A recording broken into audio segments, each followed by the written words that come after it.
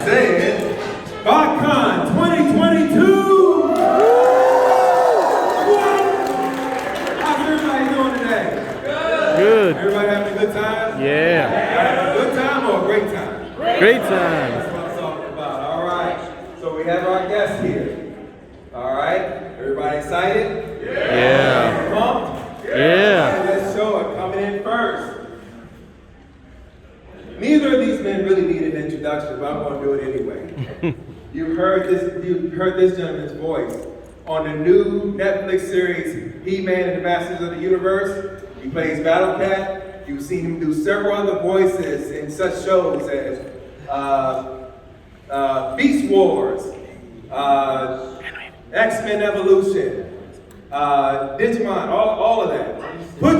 He didn't do Digimon. Of course, So anyway, put your hands together, please, and show some love for Mr. David Kaye.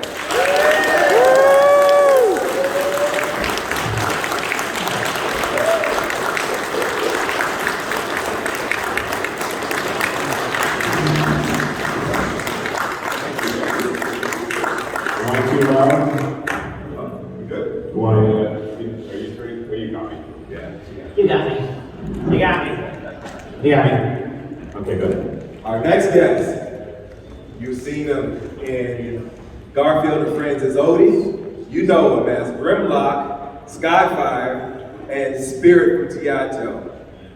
Please put your hands together and show your love for Mr. Gregg Berger.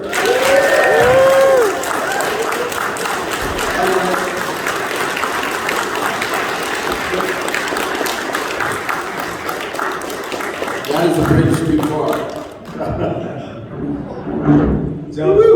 Gentlemen, welcome. Thank you. Thank you. So, we're going to go ahead and get started. Not even going to go into a whole big amount of bravado. The floor is absolutely yours. And a nice floor it is. Yeah, it's a very nice floor. I'm just trying to look up some lyrics. Hi, guys. The thought of me versus David, Grimlock versus Grimlock is a very nice name for a panel. Oh, cool. Yes, but I do what I do. But the idea of a celebrity death match between me and David Kaye is ridiculous because we've been friends, we've got history, we're a mutual admiration society, there's a lot of respect in the room. And it's kind of hard to be adversarial, any more than I was with Keone Young as Storm Shadow. But it's a wonderful career where we get to have colleagues for a lifetime, a lot of time, which is downtime, which is when the bonding happens, and we realize over the course of a lifetime that sometimes you spend as much time with your colleagues in session and in studio as you do with your own family. This is a really fantastically peopled industry. And some of the best people I know are people that I have worked with in studios, including the guy on my left here. Now, let's fight! Yeah, I agree. Since immigrating to the United States back in '07, Gregg, he knows ad nauseum how much I love Corn Fed. It's one of my favorite cartoons. That series you ran with Jason Alexander. Oh, that. Yeah, that one. It was the absence of everything. Yes. And then Gregg as a person, an amazing career as a person. He's one of those people I call it, he's in the Rob Paulson Club, where I don't know how to be that nice. I don't know how to be, how is it possible? Because he is a genuinely wonderful, warm human being, and I know you all know that. So to be able to share the stage and work together on things and be here is, to me, it's a complete honor. And so, thank you. Thank you. That's, I appreciate it. And right back at it. What we share in common with this room is Transformers fandom is the invisible member of the ensemble. Transformers fandom is the glue that holds it all together. So you know, right back at you too. There but for you go us. Yes. Yeah. So how do you want to, should we start in with some questions and sort of starts getting this going? However you, Any questions you have are more important than anything we have to offer. Yeah, okay, so please, that's how it gets going. So the mic is right up front here. Yes, the mic is up at the front. If you all want to come and ask questions, I only have one rule when it comes to the questions, please. Please, do not come up here and ask them to perform voice stuff for you. Oh, please do. Oh, sorry. Yeah. They're compensated very well for what they do. I would like to show that respect. No. So, okay. So, I think you're talking to the wrong two guys. We'll do our tap dance for our. I'm not as good as some on quick, things. Don't expect that. My brain just doesn't go that fast. But anything more about the business, about how you come up with characters, about the series or characters at all, please, by all means. you know what? I'll go ahead and start it out. Since we're waiting on you to formulate your questions, I'll go ahead and start it out. So, do we have any aspiring voice actors in the audience? By show of hands. Here. All right. So, let's start out with something simple. Should I do voiceover or not? What is your opinion? There's always room for one more at the table, but it better be a good one. There's always room for a multi-voice guy who does 50 voices, or somebody who does one voice that's not like any voice you've ever heard. There's always room at the party for somebody who's bringing something new to the party. But if you say that you can sound like Homer Simpson, and you can sound like this, and you can sound like that, those people already exist, and those people, like the two of us, are very happily employed doing what we do. Figure out what you do that nobody else is doing, and you'll find a seat at the table. Maybe. The odds against, astronomical. Will you be tested? Every single day. And do you ever stop auditioning? No, you never stop auditioning. And you're as good as your last job and as hopeful as your next job. So, those are the rules. They're difficult rules. But to be allowed to do what you love doing for a lifetime, my God, if that's the reward, it was an easy choice for us to make. Yeah, I would say I was never really knew what I wanted to do until the first cartoon. I came from radio.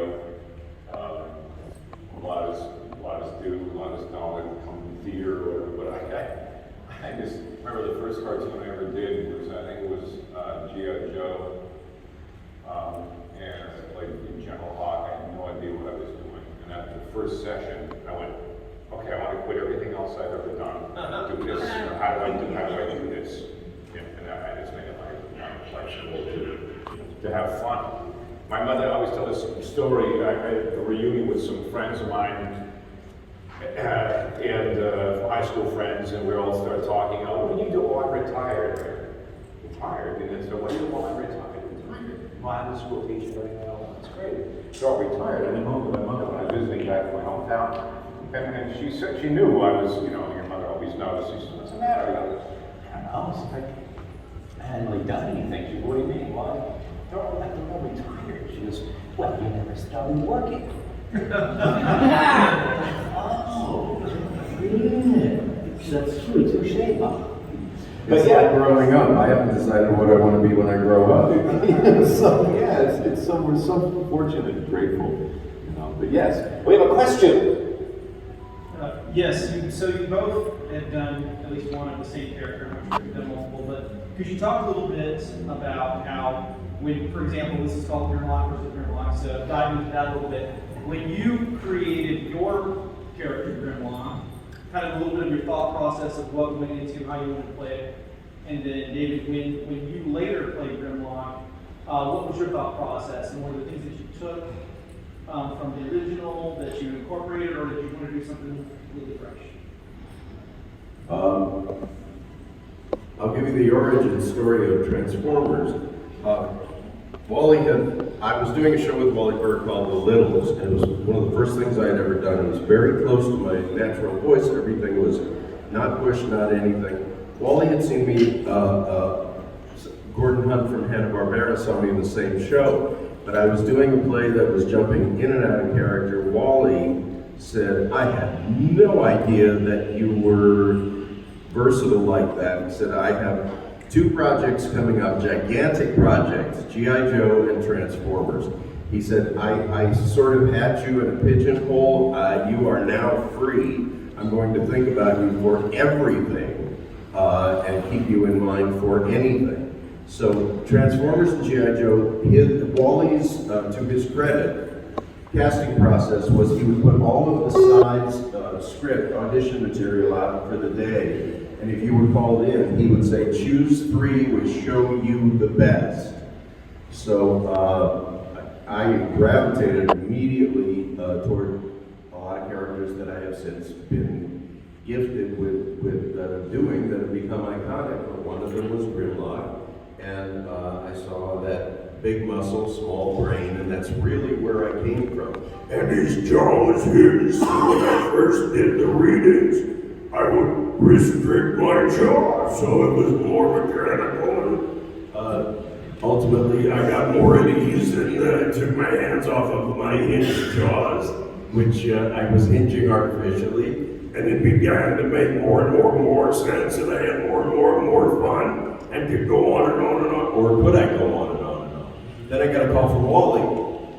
He said, Hasbro is very interested in you for Grimlock, but their question is, can you maintain and can you sustain this character? It sounds like your tonsils are, I said, my tonsils are. In fact, is that them on the studio glass? I said, put me in, coach.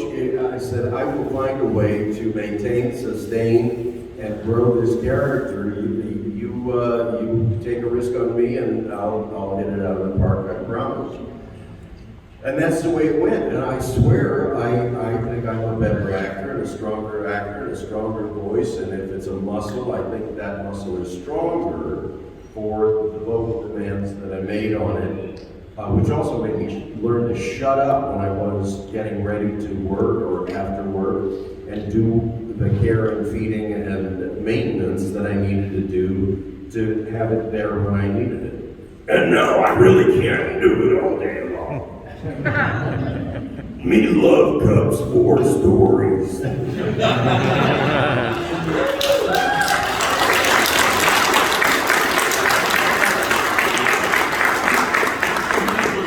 A long way from Grimlock to Squeak the Mouse on the Garfield show. Oh, if you see Frank, welcome while he's... Frank is this will win you voiceover Trivial Pursuits. G1, Grimlock, and Megatron on Transformers are also Garfield and Odie on the Garfield show. So that should say something about vocal versatility. The Tina animated. See that was the thing. I sort of first reaction was, well, I should probably apologize to Gregg because the first reaction was, well, why don't you just bring Gregg in? You know, and every producer and creator and cartoonist has their own. They have their own show. They want to put people in. That's their show. And so I think, I can't remember the conversation was, so I kind of thought between, Optimus Prime and Gary Chalk and Gregg, I could come up with, be Dynamite, maybe in this area here. And that's how I went with that character. I didn't want it to be too close, but they say they wanted me to try the character. So that's basically what I did. Be Dynamite, be Grimlock. That's what I did. So that's. We've had this conversation. Everybody has their druthers, and everybody has their. And you go back to the first question about do you want to do this? Every one of us Every one of us has been asked to take over something that may not have been ours at the outset, and every one of us have had something taken away that someone else does, either for a period of time or an incarnation or whatever, and it's all part of it. There's no rock solid rules to any of it, and if you can't go with the flow, you can't go at all. I swear it happens in the course of a career for every single one of us. But yeah, we've had this conversation, and it's all good. I always say I'm grateful to be given the opportunity to inhabit the character for a moment in time, because I don't own it. That's up to the people that make them. But it's to be just to give a moment to inhabit a character is just grateful beyond words.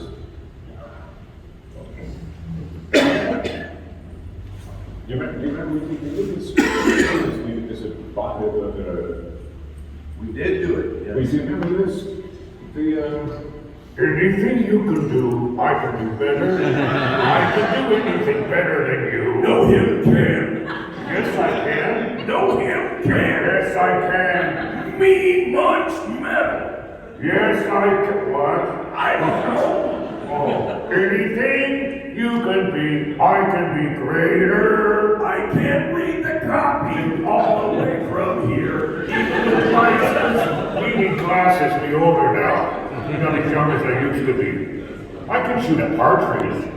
I can chew a partridge. But I can't see. We can't see anymore.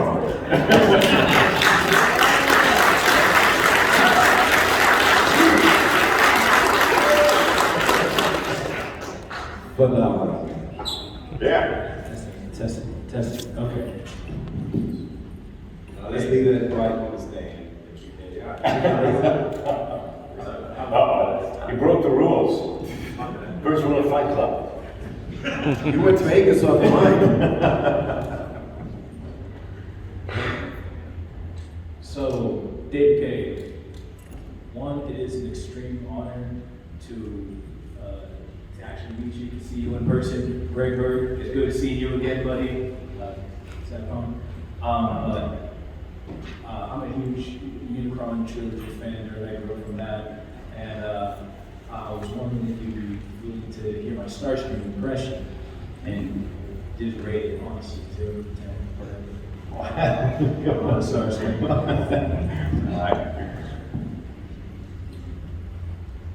I tried to gain favor from you, but nothing was ever good enough. No matter how many battles I fought, you always find fault. And then I saw how Hunter mistreated his men, and I knew he was a leader of integrity, unlike you.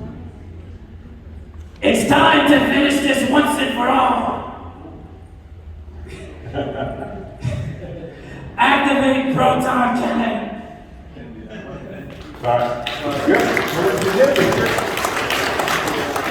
What I've been averaging is when you do this, don't forget to take a moment. Don't forget to take a moment with the words. And, you can slow it. I know you want to slow it down and take a moment and think about Remember the Alan Rickman story? Remember, it's so interesting when you see someone scream and yell, but when you're able to take a moment, be still, you wonder, and it's interesting to kind of that way. But yet, and then when he screams, he goes louder than you're like, take it out. But don't be afraid to take a moment and be quiet, and then, that's one little thing. And I go back to Chris Latta's G1 Starscream. And Chris Latta! You're doing a very whispery, thoughtful, contemplative Starscream, and that's all well and I'm Starscream, leader of the Decepticon battle fleet!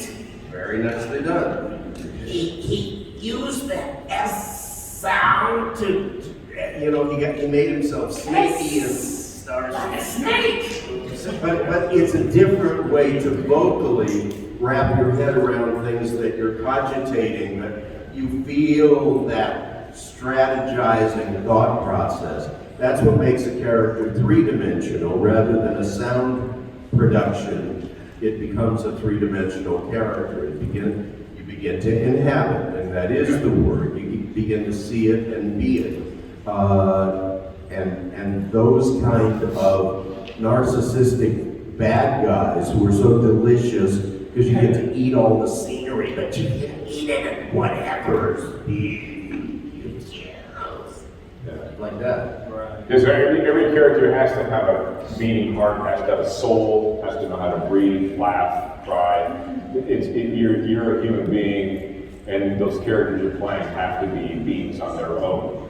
Yeah, You know, it's just, yeah. just like that last part, I mean, of course, excited here, so nervous. Oh, yeah, it's just- No, it's nicely done. Nicely done. Nicely done, and how brave is it to step up to the mic? Awesome. Yeah, I do have one more question to ask. What was it like working on the Unicron trilogy? What was like the connection to like Gary Chaw and such, and just being crew and cast during those years? Well, I think it's the most fun you could ever have. In that building we recorded in Old Pinewood Studios in Vancouver doesn't exist anymore. It's now an apartment building. So when you drive by there, you feel your age. I used to work in that, there used to be a studio there, and now it's a parking lot. You know, yeah, but no, in the mornings we come in, we wouldn't have conversations. We would just do weird voices together, and Sue would bang on the table to get our attention. And we have a table read, and we'd go in and we'd record the lines. And we'd all done in the morning. Within 4 hours, we'd be done. But it's a really special time. It's the most fun you can, Greg said, most fun you can have. And literally, I remember Rob Paulson telling me once, Can you imagine getting paid for this? You know, getting paid. I can't believe we're getting paid real money to be ourselves. I can't. It is just true, because I don't even think about, I don't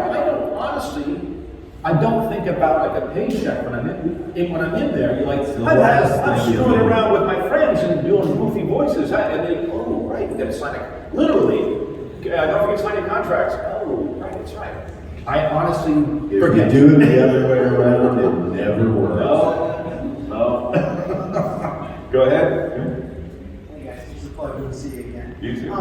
Real quick, with the careers that you guys have both had, is there any role that you've either taken either on screen, off screen, that you just look at it and you go, I can't do this. This is just beyond my capabilities as a voice actor or even as an actor. With all due respect, no. No, yeah. It was an easy one. And I can say that. That really always, let me take a swing at it. Yeah. Let me take a swing at it. Hello. Hello. So, I'm too short for this. Anyway, so I'm not an aspiring voice actor. I can't do a single impression to save my life. Done. But for somebody who does want to get voice acting, what percentage is actually talent versus training? Like, could I train enough to actually make it in a movie, or do you think you have to have like a certain percentage of talent on training to actually get where you are now? I think there are elements that are teachable, there are technical skills that are learnable, but there are some X factor things that are not teachable and may or may not be learnable. It depends on how dedicated someone is.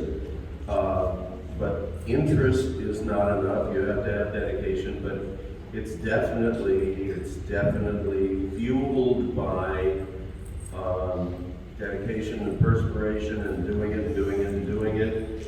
You know, rinse, lather, repeat. There's no substitute for repetition. But you're always going to be at the mercy of someone who has a talent that they bring in, something organic and visceral on a muscle level. Some things just elevate themselves above technical skills. But can you have a career on technical skills? Absolutely. Same thing with an animator. You can be digitally gifted and be able to do CGI all day long, but that makes you a technician but it may not be the same as an artist who acquires digital skills and then becomes a technical artist. All right, Mr. Gregg and Mr. David, I want to thank you all for being here. We really appreciate it as Transformer fans. I mean, we grew up with you. Hey, without you, there's no us. Just remember that. I just want to say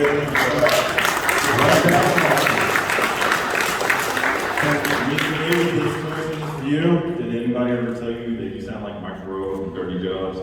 Yeah, I've actually been asked to, they want a micro character, they want a, for promo or narration, they want, and of course, that's a very good lesson in that. It's like, Mike Rowe is Mike Rowe, and I'm David Kaye. I can only do me. So I give my best me in those auditions and hope they hear something. I think there's a flow he has, which is just like turning on a tap. He's so good at it. He's a storyteller. He's just so good. And that's what Gregg means about the X Factor. He has this thing. You can't really recreate that because he's Mike Rowe. That's him. And another lesson is it's great you can do voices, but can you do you? There's a great little TikTok video. Who was it from? Bob Odenkirk recently did a little thing, and people asked him about acting once, and he said, you know what? Make being good at life your #1 priority, and make acting second or third. He says, but make life your #1, because all those things you go travel, you read, and you are interested and curious, then that dictates how you approach a character, because it's all nuance. You have a style about you that no one can be, there's no two of you. You have a way, you have a swag, the way you walk, the way you talk. No one can do. Somebody can train technically to do that, but you're the real deal, and that's what they want. That's what, but honestly, out of all this, make life your priority. Make women's, that should be the #1 thing, and then everything else will dictate how the other thing. Well, thank you, gentlemen, for being here. They do tell Mike Rowe he sounds like David Kaye. There we go. Awesome. Sure. He says, I can't do that. Yeah. Hello. Hello. Hey. My name is Timothy Chandler. Hi, Timothy. Hey. So, I was wondering, the Transformers movie Age of Extinction features the character Grimlock as one of its major selling points. I was wondering, were you ever asked to play that character in that movie? No actors were hired in the making of that movie.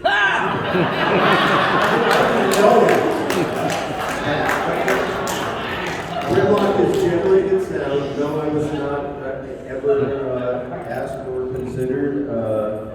Me Grimlock, no pull up on me. I would have shaken Optimus off. But the choice was made by whoever makes those choices. That was a production concern, and it was all auto-generated sounds. But that was the choice that was made by those creative forces, and that was their film, and that's the way they chose to depict it. Okay. So since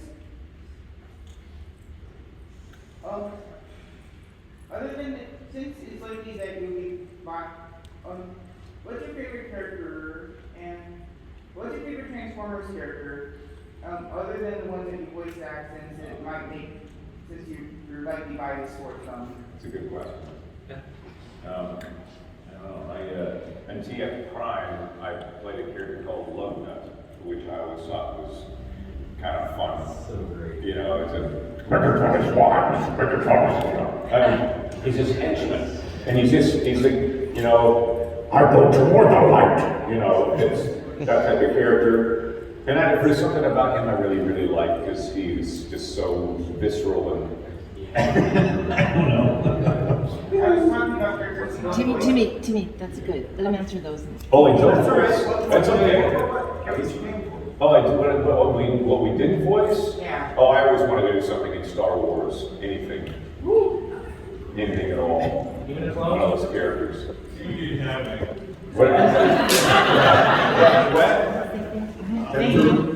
For me in the Transformers universe, it's always heroes and villains. So Optimus is the measured leader that is deserving of respect, and Starscream is the absolute psychotic, out of control bad guy who is about as bad can be. So those would be my two. Cool. Good question, Timothy. Thank you. For those of you who are coming up to ask questions, if you need to justify or whatever, feel free to do so. If you want me to do it. Again, thank you all for being here. I'll just be with you on this split. But my question to you guys is, can you elaborate more? Because you both touched on it lightly about character creation from something that nobody's seen before, and also what's your process for adapting something? You said use yourself, bring your own swagger as a jumping off point. But what happens after that? Do you look at like concept art images? Are you giving a character treatment? What can you elaborate more on? The character nobody's seen before, and bring something that you bring to a character that's already existed. Sorry, that's a little long way. No, it's okay. No. I bet you can be longer-winded than that. I'm really enjoying paying it forward. I do coaching for character building and versatility, stretching and going to the voice gym and getting stronger. But as far as the question that you asked, I believe and I teach coach that this is a collaboration between you and an artist who struggled with trying to put this on paper for way longer than you're aware of. We're the last in and the first out and the least acquainted with all of the process that was done before us. So if you don't honor the artist and every stroke that is put into that rendering, you're missing something really valuable. If you don't honor the writer and the breakdown, and some of the breakdowns, frankly, because I work in the on-camera community also, are as detailed or more than on-camera character breakdowns. So they know what it looks like. They know what it is on paper. But until you walk in and really breathe that third dimension of character in, anything goes. And they can think they know what they want, but any writer, producer will tell you they didn't know what it was until they heard you or heard whoever it was that they went with. And then everybody, light bulbs go on all over the place. The artist says, I know how to draw for this. And the writer says, I know how to write for this. And it's a beautiful marriage of creative forces when it happens. But the biggest part of what you do is who you are. You have to let the material come off the page to you, but you also have to reach out to the material and meet it halfway. There's got to be something,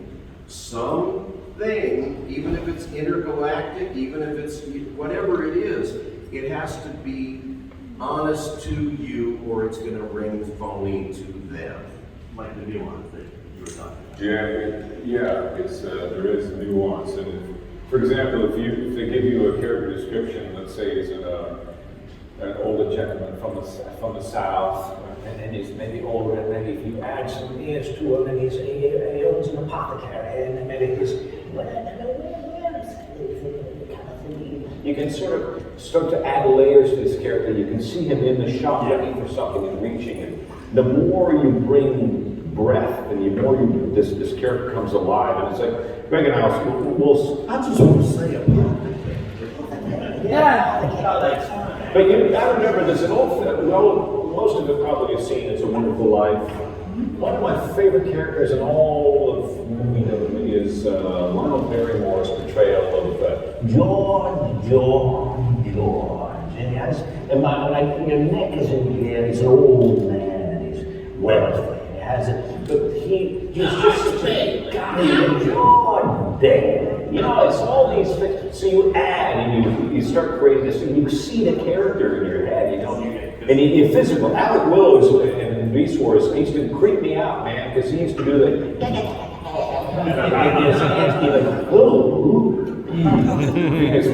Venus turns would always kind of like step a little further away from him, and, you know. And its physicality is gone. You can imagine it. You know, if like in the GF Prime thing, like the voices in here, Septicon Hot Shot, I did the voice here.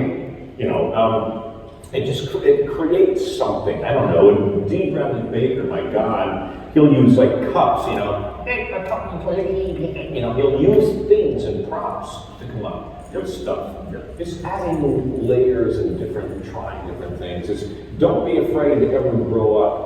Mickey Rooney told me once, in one of my earlier cartoons, and he was still alive, he would hold court. And he said, I have some advice for you. Don't ever grow up. And it's like, it's true.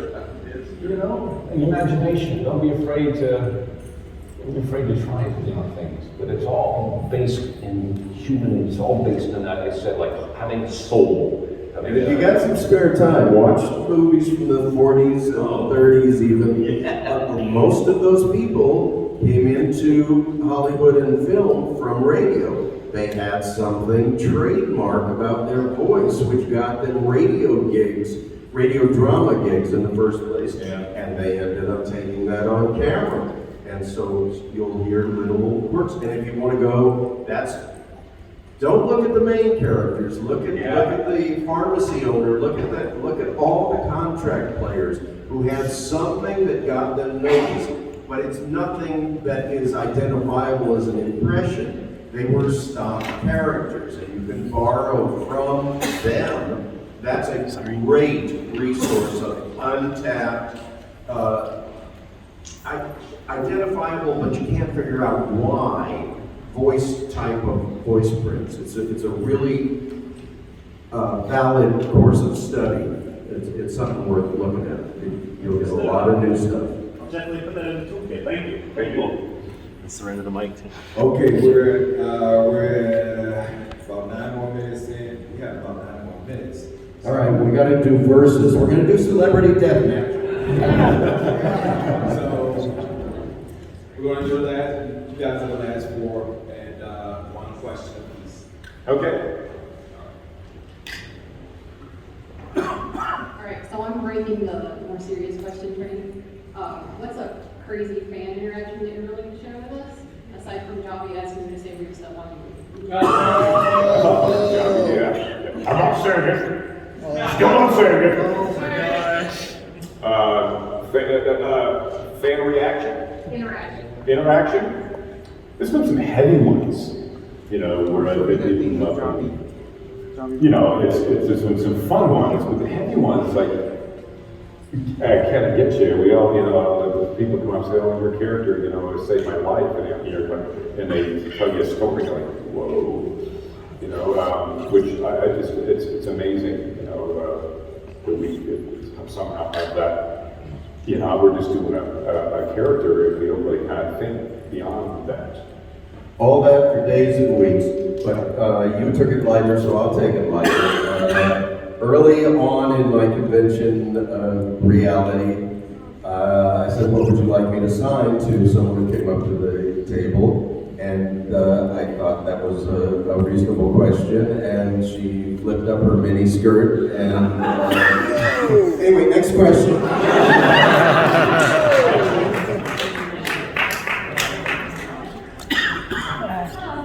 Hi. Why do you think people who want to voice act have certain speech impediments that make certain things hard to find them sense? Here's the thing right now. There's a series that was a friend of mine's directing up in Vancouver, and there was a character, they wanted legitimate, somebody who was handicapped. They wanted the real person. And they didn't want somebody to put on the voice. They wanted that person, which brings you back to the thing again. It's you. If they want a legitimate, they want to cast someone in that situation. Now, that opens up a whole other can of worms, but they're looking for you. You know what I mean? So anybody can sort of do anything these days. It's just a matter of having the training and the teaching and the skills to be able to pull that off in front of you. You can have a speech impediment, you can be in a wheelchair, you can be anything, but you can still work on the show. They want you. Seconded. I believe that you have to look at everything that you are and everything that anyone is as an asset and nothing as a liability. Whatever makes you you is what makes you you. Then you have to wait for that moment that may or may not come when that fits perfectly into what David was talking about. What somebody is looking for, exactly whatever it is that is you. That's a perfect moment. Can you create that moment? No. But can you be ready should that moment make itself available to you? Absolutely. That's why we do our homework. So that when, if opportunity knocks, you walk in with your head in open eye. Where's my voice go? Yeah. Good question. Yes, sir. Hey, what was it like recording your lines for the 86 and Beast Wars cast? For the 86, the feature film, Wally Berger insisted that we have an octopus miking system where everyone in any given scene was present with everybody else in the scene. Well, we're actors. We want to play in the sandbox at recess with all our friends. These days, the odds are whatever you do is going to be isolated and alienated, individually recorded, and it's not the same. I think there's a contagious enthusiasm that makes the funny parts funnier, the intense parts more intense, and the galactic battle more galactic. You know, we all enjoy each other's company, and I think that always benefits the product. What ends up being recorded. Good question. Thank you. My question was, it's something I thought might be interesting here. Let's say if you're voicing two characters in the same series, like you with Optimus and Mudnut and you with Grimlock and Skyfire, would you record just one character at a time, or would you record both without being in the booth? If that makes sense. I think we're capable, those of us who are versatile, of just doing it consecutive, but they always insist on it being done separate. The joke with Frank Helfer is that if he's doing two characters, they run the risk of overlapping, which is impossible. He's impossible. He's quite fantastic. You're very welcome. All right, we have time for one more question. Who's going to be the lucky one? Who's going to be the lucky one? I'll let you go. You already have one. I have one. Is professional wrestling fixed? Oh, sorry. Yes and no. This one's for David Kaye. What was your opinion? Did you watch the Netflix show that came out, the Transformers? I haven't, no. I've rarely watched anything I have. I was going to ask what was your opinion on the Beast Wars Megatron voice, because it's really weird. I have no idea. I can't because I haven't seen it. The one thing I can tell you is I'm being a member of the SAG-AFTRA union. I couldn't go anywhere near it because they did non-union, and I can't, in good conscience, but just plus my age when Tara strip off me, she did pretty gnarly. DK. I go, oh, that's not a good sign. DK, I heard something, and I go, what? But yeah. If she uses your middle name, you're really... Yeah. Yeah. Especially if something got two middle names. Yeah. It's worse. I can always have one. Now, like I said before, the fact we get to inhabit these characters for a moment is for 5 minutes. Who knew that we're still living 25 years later, the Ratchet and Clank franchise, Ratchet and Clank, that's been over games on town. We've been doing that for years. And even some things we think we're going to go forever and last like one season, and then the things we think, oh, wow, this is going to last, 4 episodes. We go for 30 years. Guaranteed, and it's another of the unfortunate rules. and things that you think you can see into the future, you can't see into the future. And that's the good news and the bad news. I'll tell you what's flattering to David and I. We've seen a lot of people come in during the course of the hour, but I haven't seen anyone leave. So thank you for your really, truly genuine attention. It means the world to us. Thank you.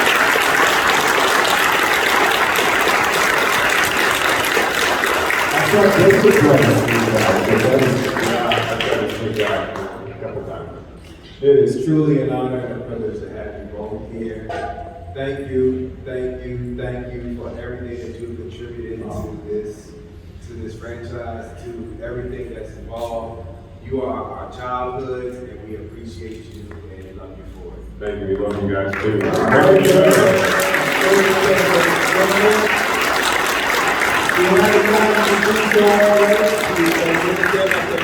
Outside of the business area. Yeah, we'll be out there for another. Yep. Thanks, everybody. Thank you all.